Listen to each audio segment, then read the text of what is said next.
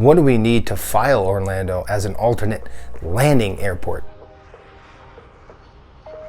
My name is Jason from Navigraph. Like anything, if you haven't done so yet, open up your Navigraph app, open to the chart of the 20-9A chart, and we're going to be referencing that chart. Some occasions require dispatchers to file an alternate airport if your destination weather minimums are a certain threshold or below. You will need to file an alternate airport on the following conditions.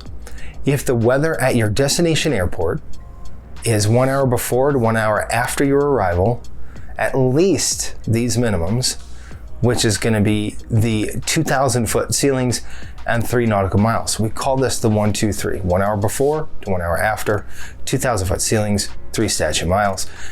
If that weather drops below those conditions, you will need to look for an alternate airport. Now, in this particular case, we're going to be using Orlando as an alternate airport. Like anything in the airlines, there are exemptions, and airlines have many exemptions to work with when we're talking about alternates.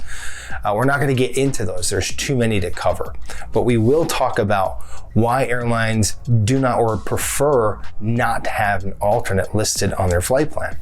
Can anybody understand or think why that is? You guessed it, fuel, right? When they have to put an alternate airport on your flight plan, it requires more fuel. It requires more weight, then more fuel burn equals more money spent. So airlines will try not to actually do that if they could avoid.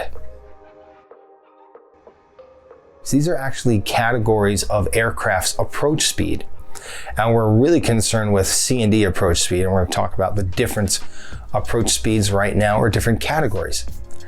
Category A has a speed of 90 knots or less. Generally, your Cessnas will be Category A aircraft. Category B between 91 and 120 knots for approach speed. Again, more or less your King Airs. Category C, 121 and 140 knots. That is what we're concerned with, the 737. That fits right into that category at A320. Category D, between 141 and 165 knots. That might be your 737-800, 900 series. And finally, Category E, 166 knots or more for the approach speed. Now, all these categories are approach speeds. So again, it's important to know what your aircraft's category is when you're referencing a chart.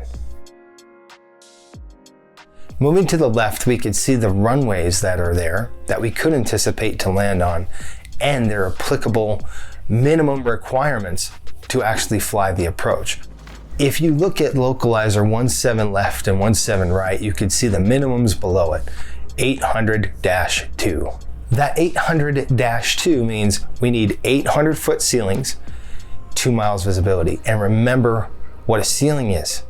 Broken or overcast, that constitutes a ceiling.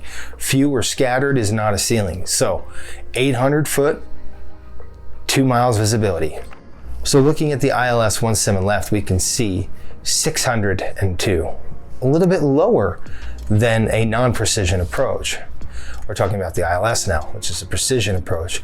And the state agency is telling us you could file an alternate if your airport is at 600 foot ceilings, 2 miles visibility.